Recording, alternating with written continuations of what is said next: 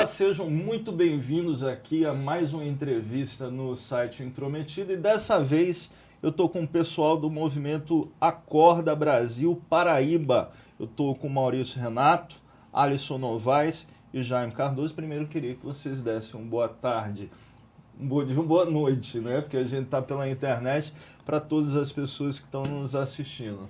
Boa tarde, pessoal. Boa tarde a todos que estão assistindo.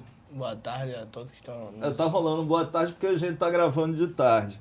Os meninos estão aqui para falar da manifestação que vai ocorrer não só na Paraíba, mas no Brasil inteiro, não é isso? No próximo dia 16. Nacional. Isso, é nacional, e aqui acontecerá tanto em João Pessoa como em Campina Grande também.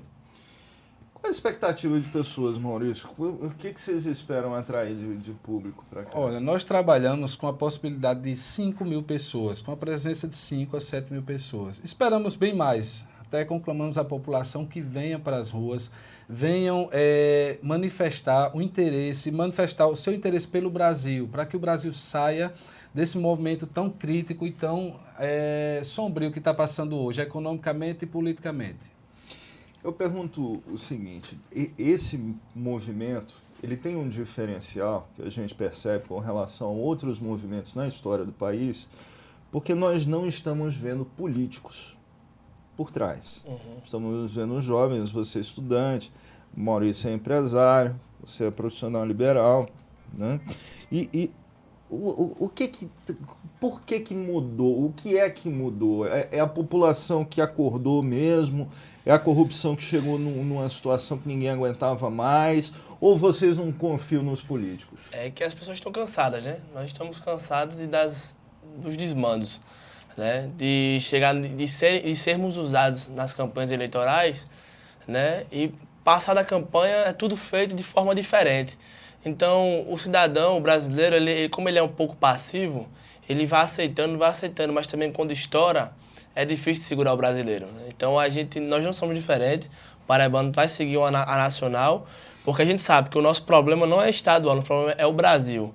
E uma coisa que está melhorando, está mudando o nosso país muito, é a questão do patriotismo, né? As pessoas estão começando realmente a colocarem a bandeira do Brasil no coração e saírem de casa mesmo com a bandeira nas costas e mostrar que quem manda no país é o povo e não o político, né? Minha dúvida é o seguinte, o que vocês querem? Porque quando teve o primeiro movimento em que as pessoas foram para a rua, a pauta ficou meio perdida. Acho que vocês se lembram, exato, né? Não sabia exatamente o que o povo estava fazendo na rua. Alguns pediam mais saúde, outros mais educação, e agora é o quê? Em 2013, não sei se é essa que você Isso. se refere, né? Nós não participamos da organização, e era alguma coisa um pouco bagunçada nesse sentido, né? A partir quando nós passamos a realizar essas manifestações, ficou a pauta decidida que seria a saída do PT do poder. Então, acreditamos que a partir disso vai melhorar um pouco, pelo menos um pouco, saúde, educação e segurança, e entendemos que não adianta sairmos pedindo vários temas, várias obrigações do Estado, que na verdade eles têm essa obrigação, porque é materialmente irrealizável. A gente só pode conseguir as coisas se for de objetivo por objetivo. Então, primeiro é a saída do PT, e, consequentemente, a gente vai lutar por moralidade, por educação, por saúde, por segurança pública. Você está dizendo a saída do PT, então a saída da presidente Dilma da presidência da República. E depois disso?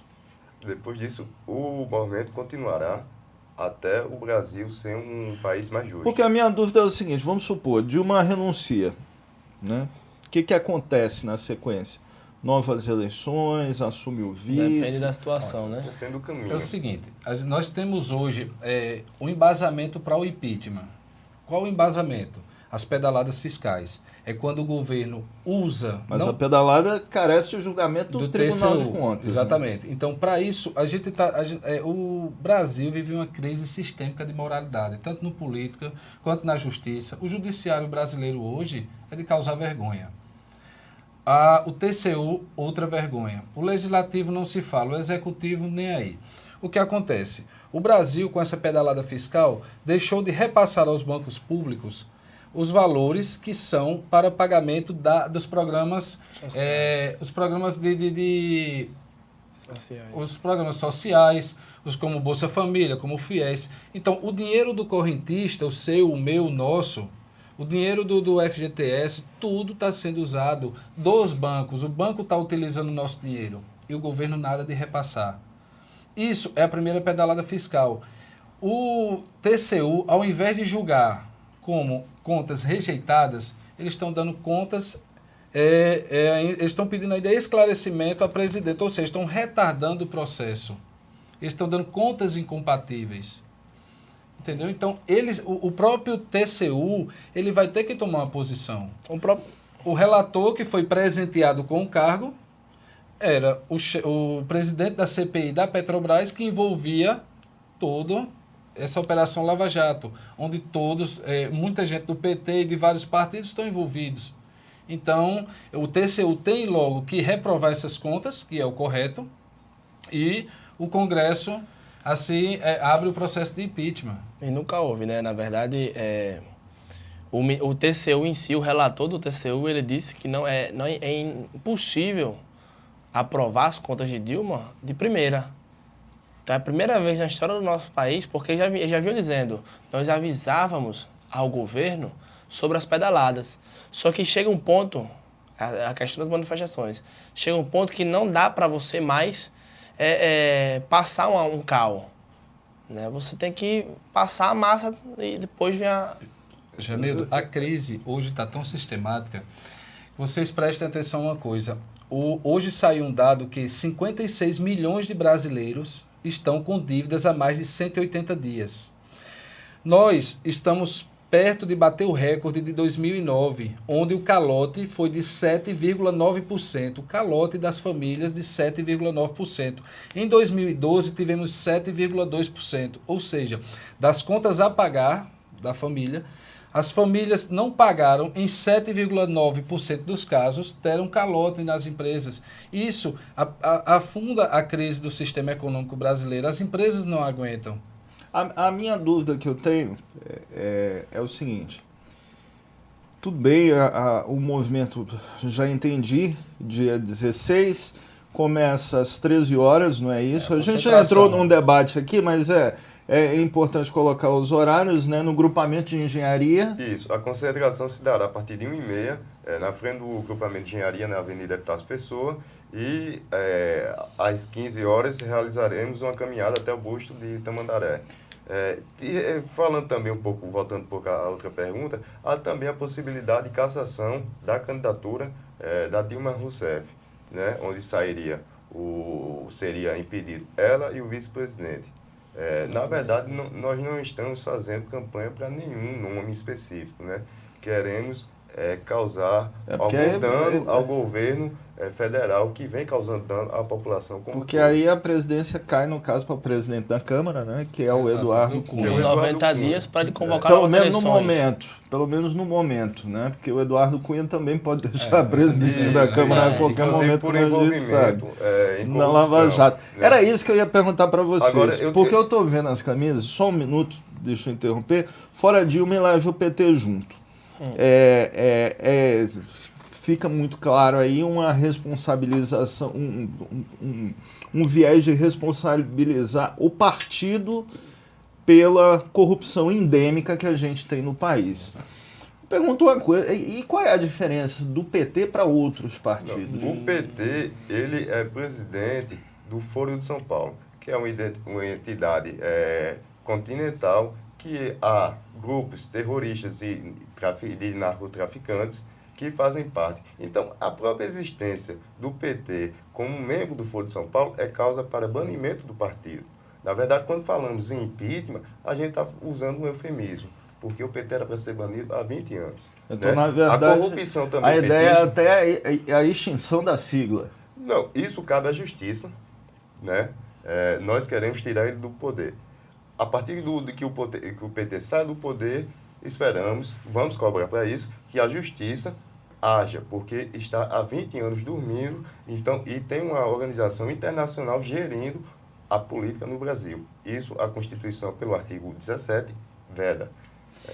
Para terminar, o pessoal que é contrário à tese de saída da presidente Dilma afirma que esse pedido de impeachment, de cassação de mandato, de tudo isso, é golpe. O golpe na realidade é o que eles fizeram na eleição, né? O golpe é você dizer que o país está nas mil maravilhas, como eles mostravam, né? Como a gente sabe que todo partido só mostra coisas boas, né? Só quer mostrar mil maravilhas. Então o PT prometeu que nós não entraríamos nisso. Só que nós já víamos nesse processo de falimento, de falir as instituições brasileiras há um tempo. Só que caiu de vez agora. Então, é inadmissível o que está acontecendo, né? Tipo, eles acham que é um golpe, mas um golpe foi o que eles fizeram na eleição, né? Em dizer ao cidadão brasileiro que não iria ter arroxo. Nós estamos tendo arroxo. Nós estamos passando por uma crise financeira gigantesca.